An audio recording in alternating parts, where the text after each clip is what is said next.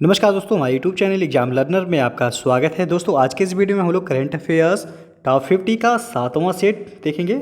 इसके पहले हम 6 सेट अपलोड कर चुके हैं, तो जो लोग नहीं देखें डिस्क्रिप्शन में लिंक दे दिया गया, वहां से जाकर जो आप सभी सेट को देख सकते हैं। तो दोस्तों यह वीडियो आपके आने वाले एग्जाम के लिए बहुत ही महत्वपूर्ण है, तो आप वीडियो को लाइक शेयर जरूर कर दीजिएगा और चैनल को अभी तक आप सब्सक्राइब नहीं किए हैं तो चैनल को सब्सक्राइब कर लीजिएगा, साथ में बेल आइकन को प्रेस कर लीजिएगा जिससे आने वाले अगले वीडियो का नोटिफिकेशन आपको पहले मिल जाए। और इसका PDF आपको हमारे टेलीग्राम चैनल पर मिल जाएगा, नीचे डिस्क्रिप्शन में टेलीग्राम का लिंक भी दे दिया गया, वहाँ से ज्वाइन करके आप PDF डाउनलोड कर सकते हैं। तो चलिए शुरू करते हैं करंट अफेयर्स टॉप 50 का 7वां सेट। तो पहला प्रश्न है इसमें आपका, कुपोषण की समस्या दूर करने हेतु प्रधानमंत्री नरेंद्र मोदी द्वारा किस माह को राष्ट्रीय पोषण माह के रूप में मनाने की घोषणा की गई है? तो इसका सही आंसर हो जाएगा आपका ऑप्शन बी, सितंबर 2020 को। अगला प्रश्न है आपका, भारत सरकार द्वारा मिशन कर्मयोगी नामक राष्ट्रीय कार्यक्रम शुरू किया गया जिसका संबंध है? तो यह सिविल सेवकों से संबंध है, सी विकल्प सही हो जाएगा। अगला प्रश्न है आपका, केंद्रीय मंत्रिमंडल ने जम्मू कश्मीर में कितनी भाषाओं को आधिकारिक भाषा के रूप में मंजूरी दी है? तो इसका सही आंसर हो जाएगा ऑप्शन सी, 5 भाषाओं को जो है मंजूरी दी है, सी ऑप्शन सही हो जाएगा। आपको पता होगा अभी हाल ही में जम्मू कश्मीर और लद्दाख को 2 नया केंद्र शासित प्रदेश जो है बनाया गया है। अगला प्रश्न है आपका, नई राष्ट्रीय शिक्षा नीति को लागू करने वाला देश का पहला राज्य कौन बन गया है? तो वह आपका हिमाचल प्रदेश, बी ऑप्शन सही हो जाएगा। हिमाचल प्रदेश नई राष्ट्रीय शिक्षा नीति लागू करने वाला देश का पहला राज्य बन गया है। अगला प्रश्न है आपका, वर्ष 2021 में आयोजित होने वाले खेलो इंडिया यूथ गेम्स के चौथे संस्करण की मेजबानी किस राज्य को सौंपी गई है? तो ये इंपॉर्टेंट क्वेश्चन है आपका, इसका सही आंसर हो जाएगा ऑप्शन सी, हरियाणा को। खेलो इंडिया यूथ गेम्स के चौथे संस्करण की मेजबानी हरियाणा को जो है सौंपी गई है। अगला प्रश्न है आपका, मध्य प्रदेश के राज्यपाल लालजी टंडन की मृत्यु के बाद किसे उनके स्थान पर यह कार्यभार सौंपा गया है? तो यह जो है आनंदीबेन पटेल को जो है सौंपा गया, जो कि वर्तमान में जो है उत्तर प्रदेश की राज्यपाल भी हैं। तो ये ऑप्शन जो है सही हो जाएगा यहाँ। अगला प्रश्न है आपका, नीति आयोग द्वारा जारी आकांक्षी जिला डेल्टा रैंकिंग 2020 के तहत किस जिले को प्रथम स्थान प्राप्त हुआ है? तो इसका सही आंसर हो जाएगा ऑप्शन सी, बीजापुर को पहला स्थान प्राप्त हुआ है आकांक्षी जिला डेल्टा रैंकिंग 2020 में। यह किसके द्वारा जारी किया जाता है? तो नीति आयोग द्वारा जो है जारी किया जाता है। अगला प्रश्न है आपका, फ्रांस के नए प्रधानमंत्री के रूप में किसे नियुक्त किया गया है? तो वह हैं जेन कैस्टेक्स, डी ऑप्शन जो है सही हो जाएगा। जेन कैस्टेक्स को फ्रांस के नए प्रधानमंत्री के रूप में जो है नियुक्त किया गया है। अगला प्रश्न है आपका, हाल ही में भारत सरकार द्वारा नई शिक्षा नीति को मंजूरी प्रदान की गई है, इसके संबंध में निम्नलिखित में से कौन सा कथन सत्य नहीं है? तो कौन सा कथन सत्य नहीं है आपका? तो ये ऑप्शन दिया गया है यहाँ, मानव संसाधन विकास मंत्रालय का नाम शिक्षा मंत्रालय किया गया है नई शिक्षा नीति में, तो ये आपका बिल्कुल सही है। बी है, के कस्तूरी रंगन समिति की सिफारिश पर नई शिक्षा नीति 2020 को मंजूरी मिली है, ये भी आपका सही है। सी है आपका, स्कूलों में 10+2 के स्थान पर 5+3+3+4 के फॉर्मेट को जो है अपनाया जाएगा, ये भी आपका सही है। डी ऑप्शन जो दिया गया है कि शिक्षा पर GDP का 8% खर्च करने का लक्ष्य रखा गया, ये आपका गलत है। नई शिक्षा नीति में जो है शिक्षा पर GDP का 6% खर्च करने का जो है लक्ष्य रखा गया है, तो डी ऑप्शन जो है आपका सही नहीं है, बाकी सभी यहाँ सही हैं। नेक्स्ट आपका, सर्वोच्च न्यायालय द्वारा नामीबिया से अफ्रीकी चीतों को भारत में पुनर्वास हेतु मंजूरी प्रदान की गई है और भारत के किस वन्यजीव अभयारण्य में इन चीतों को रखा जाएगा? तो इसका सही आंसर हो जाएगा ऑप्शन सी सही होगा, कूनो पालपुर अभयारण्य में जो है रखा जाएगा, सी ऑप्शन सही हो जाएगा। अगला प्रश्न है आपका, overdraft saving the Indian saver पुस्तक के लेखक कौन है? तो उर्जित पटेल हैं, ये ऑप्शन जो है सही हो जाएगा। नेक्स्ट क्वेश्चन है आपका, चाबहार रेलवे परियोजना के संबंध में निम्नलिखित कथनों पर विचार करें। पहला आपका, यह भारत, अफगानिस्तान और ईरान के मध्य त्रिपक्षीय समझौते का हिस्सा था। दूसरा है, वर्ष 2016 में समझौते पर हस्ताक्षर किए गए थे। और तीसरा आपका, इसके तहत 628 किलोमीटर लंबी चाबहार जाहेदान लाइन के लिए ट्रैक बिछाई जाएगी। तो प्रयुक्त में से कौन सा कथन सत्य है, ये आपको जो है बताना है। तो यहाँ जो आपका सही है तीनों ही कथन सही हैं, यानी डी ऑप्शन आपका सही हो जाएगा। 1 2 3 तीनों ही कथन सही है चाबहार रेलवे परियोजना के संबंध में आपका। अगला प्रश्न अब आपका, आजाद पट्टन और कोहाला जल विद्युत परियोजनाओं के निर्माण को लेकर किन दो देशों के मध्य हस्ताक्षर हुए हैं? तो ये आपका चीन और पाकिस्तान के मध्य हस्ताक्षर हुआ है, सी ऑप्शन सही हो जाएगा। याद रखिएगा, आजाद पट्टन और कोहाला जल विद्युत परियोजनाओं के निर्माण को लेकर। अगला प्रश्न है आपका, संयुक्त राष्ट्र महासचिव एंटोनियो गुटेरस ने अपने नए सलाहकार समूह में किस भारतीय को शामिल करने हेतु नामित किया है? तो इसका सही आंसर हो जाएगा ऑप्शन सी, अर्चना सोरेंग को। याद रखिएगा, यदि पूछा जाए आपसे संयुक्त राष्ट्र महासचिव कौन है इस समय, तो एंटोनियो गुटेरस हैं। उन्होंने जो है अपने नए सलाहकार समूह में किस भारतीय को शामिल किया है, यानी कि नामित किया है, तो अर्चना सोरेंग हैं वो, सी ऑप्शन सही हो जाएगा। अगला क्वेश्चन है आपका, भारत ने सक्तेंग वन्यजीव अभयारण्य में सड़क निर्माण को लेकर प्रस्ताव रखा है, यह अभयारण्य स्थित है? तो ये आपका भूटान के पूर्वी क्षेत्र में स्थित है, बी ऑप्शन सही हो जाएगा। याद रखिएगा, सक्तेंग वन्यजीव अभयारण्य। अगला है आपका, हाल ही में चर्चा में रहा हागिया सोफिया संग्रहालय जिसे मस्जिद के रूप में परिवर्तित कर दिया गया है, किस देश में स्थित है? तो ये आपका तुर्की में स्थित है, डी ऑप्शन सही हो जाएगा। अगला प्रश्न है आपका, किस राज्य या केंद्र शासित प्रदेश को जैविक प्रदेश बनाने के लिए मिशन ऑर्गेनिक डेवलपमेंट इनिशिएटिव यानी कि मोदी योजना की शुरुआत की गई है? तो इसका सही आंसर हो जाएगा ऑप्शन सी, लद्दाख को। अगला प्रश्न है आपका, राष्ट्रमंडल खेल वर्ष 2022 में कहाँ आयोजित किया जाएगा? तो ये आपका इंग्लैंड में आयोजित किया जाएगा, डी ऑप्शन सही हो जाएगा। और अगला प्रश्न है आपका, वरुण नौसैनिक अभ्यास किन दो देशों के मध्य आयोजित किया जाने वाला युद्धाभ्यास है? तो इसका सही आंसर हो जाएगा ऑप्शन बी, भारत और फ्रांस के मध्य जो है वरुण नौसैनिक अभ्यास आयोजित किया जाता है। अगला क्वेश्चन है आपका, दिसंबर 2019 में 55वां ज्ञानपीठ पुरस्कार 2019 से किसे सम्मानित किया गया है? तो इसका सही आंसर हो जाएगा ऑप्शन सी, अकीतम अच्युतन को जो है 55वां ज्ञानपीठ पुरस्कार 2019 से सम्मानित किया गया है। अगला प्रश्न है अब आपका, दिल्ली में स्थित प्रगति मैदान मेट्रो स्टेशन का नाम बदलकर क्या रखा गया है? तो इसका सही आंसर हो जाएगा option D, supreme court metro station रखा गया है। याद रखिएगा, दिल्ली स्थित जो है प्रगति मैदान मेट्रो स्टेशन का नाम बदलकर अब सुप्रीम कोर्ट मेट्रो स्टेशन कर दिया गया है, डी ऑप्शन सही हो जाएगा। अगला क्वेश्चन है आपका, ease of doing business report किस संस्था द्वारा जारी किया जाता है? तो ये आपका जो है वर्ल्ड बैंक यानी कि विश्व बैंक के द्वारा जारी किया जाता है, ये ऑप्शन सही हो जाएगा। और ease of doing business report 2020 में भारत का स्थान जो है वह 63वां है। याद रखिएगा, 2020 में भारत का रैंक कितना है ease of doing business report में, तो 63वां। इसके पहले 2019 में भारत का रैंक था 77वां। तो ये भी जो है आप याद रखिएगा। अगला प्रश्न आपका, अंतर्राष्ट्रीय बाघ दिवस किस तिथि को मनाया जाता है? तो इसका सही आंसर हो जाएगा ऑप्शन डी, 29 जुलाई को अंतर्राष्ट्रीय बाघ दिवस के रूप में जो है मनाया जाता है। और अभी हाल ही में जो है बाघ 2018 बाघ गणना हुई है, जो कि रिपोर्ट 2019 में आया है आपका। तो इसमें आपका पूरे भारत में जो है कितने बाघ हैं? तो 2967 बाघ हैं पूरे भारत में। और सर्वाधिक बाघ किस राज्य में हैं? तो वह मध्य प्रदेश में है, 526 बाघ। दूसरे स्थान पर है आपका कर्नाटक। कर्नाटक में कितने बाघ हैं? तो 526 बाघ हैं। तो ये जो है याद रखिएगा, बाघ गणना रिपोर्ट 2018 यह पब्लिश हुआ था 2019 में। भारत में कुल कितने बाघ हैं? तो 2967 बाघ हैं।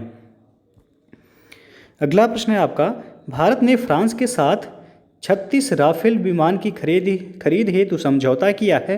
राफेल विमान की निर्माता कंपनी कौन सी है? तो इसका सही आंसर हो जाएगा ऑप्शन सी से हो जाएगा, डसाल्ट कंपनी पूछा गया। निर्माता कंपनी राफेल की कौन सी है? तो डसाल्ट कंपनी है, सी ऑप्शन सही हो जाएगा। अगला क्वेश्चन आपका, हाल ही में सोनभद्र में 3000 टन स्वर्ण भंडार की खोज की गई है। सोनभद्र किस राज्य में स्थित है? तो ये तो काफ़ी इजी सा क्वेश्चन है आपका, डी ऑप्शन से हो जाएगा। सोनभद्र उत्तर प्रदेश में है। और सोनभद्र के बारे में बता दें कि सोनभद्र उत्तर प्रदेश का एकमात्र ऐसा राज्य है जो कि 4 राज्यों को जो है टच करता है।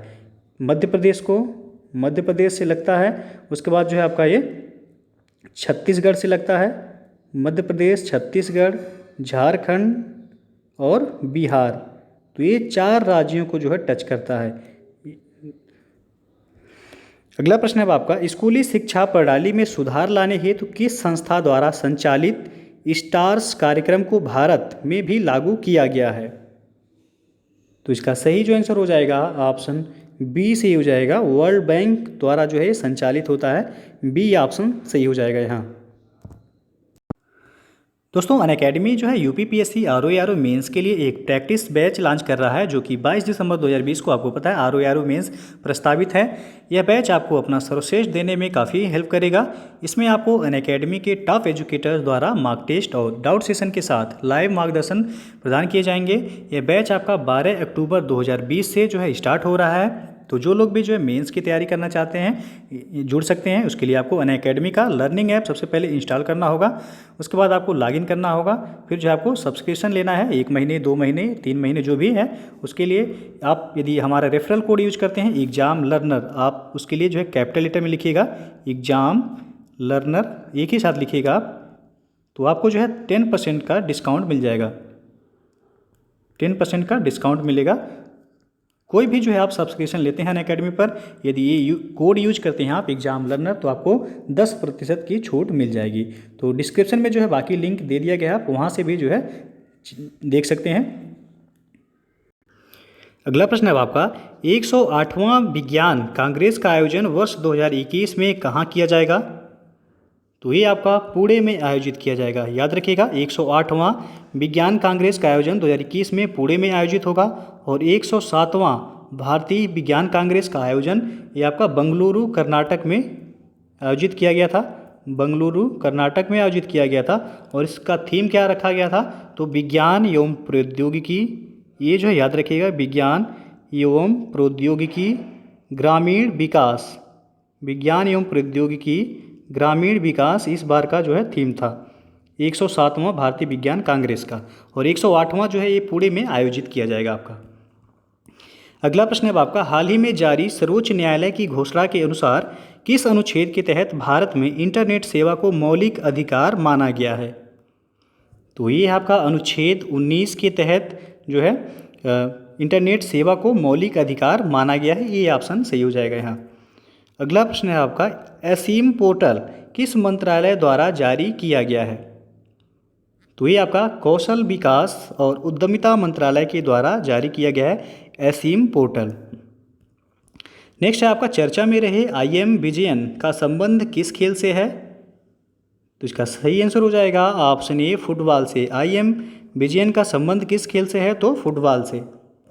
अगला क्वेश्चन आपका, 22 मार्च 2020 को मनाए गए जल दिवस की थीम क्या थी?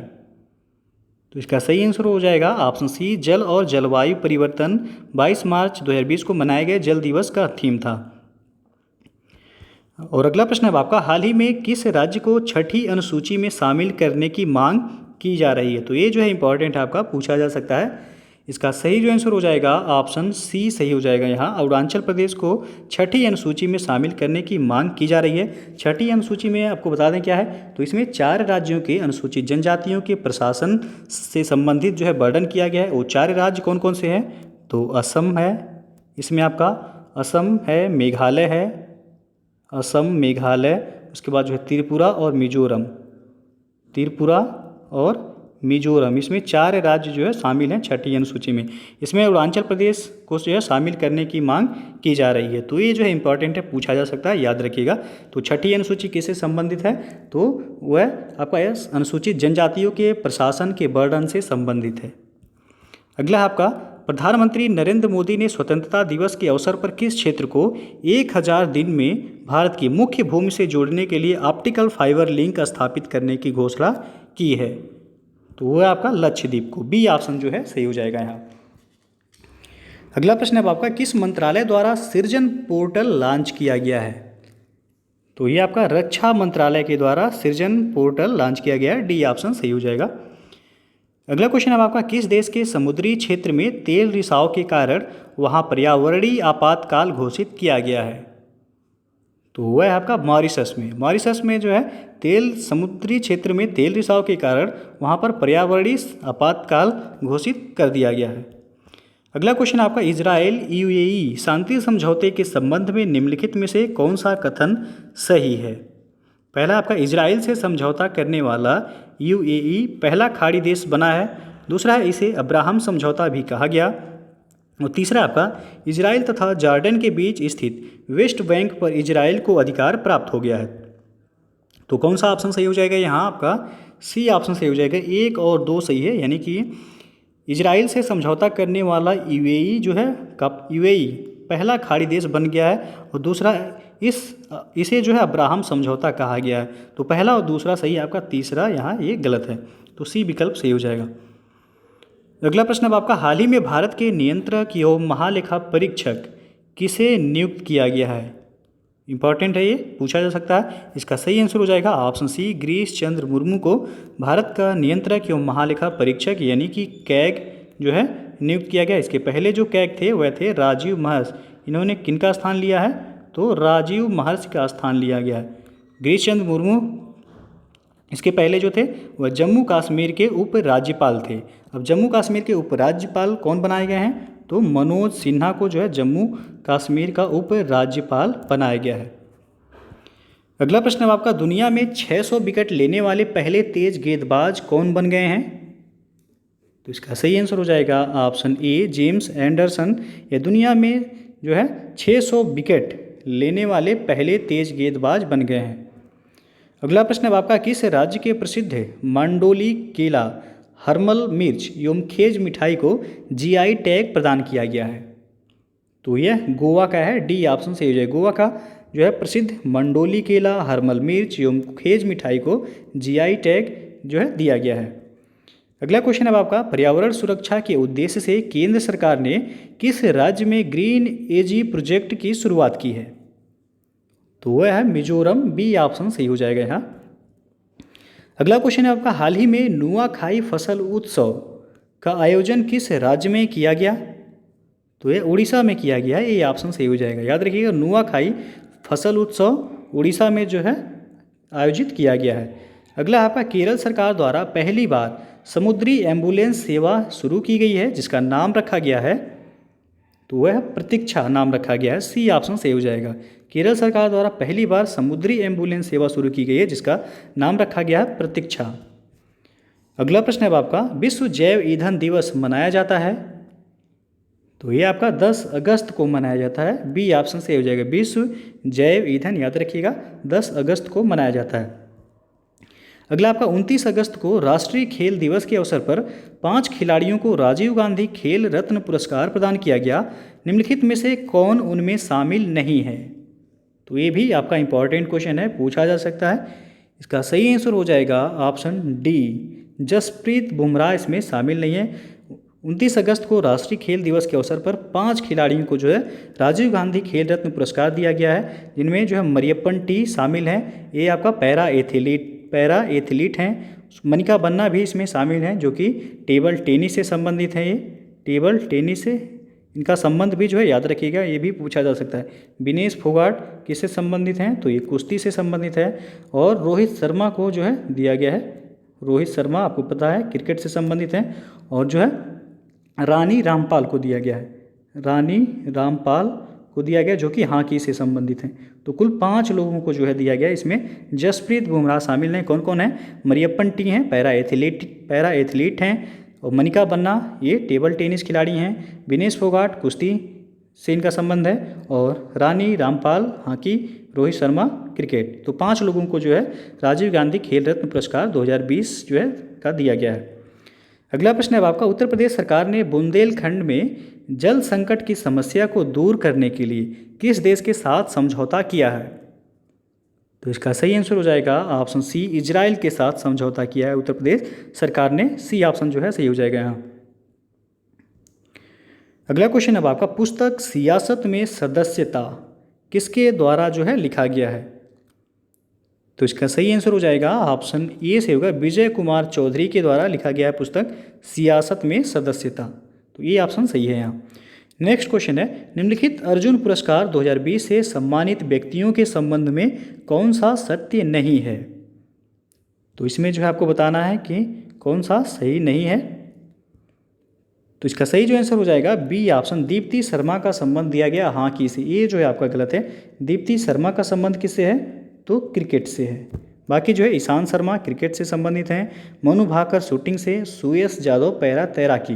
दीप्ति शर्मा हॉकी दिया गया, गलत है। दीप्ति शर्मा क्रिकेट से संबंधित हैं, जिनको जो है अर्जुन पुरस्कार 2020 से सम्मानित किया गया है।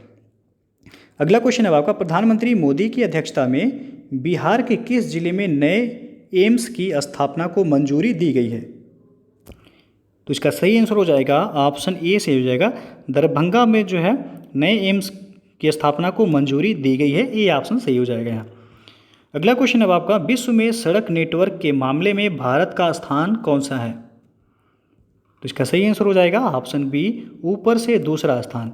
विश्व में सड़क नेटवर्क के मामले में भारत का रैंक जो है ऊपर से दूसरा स्थान है, तो बी ऑप्शन सही हो जाएगा यहाँ।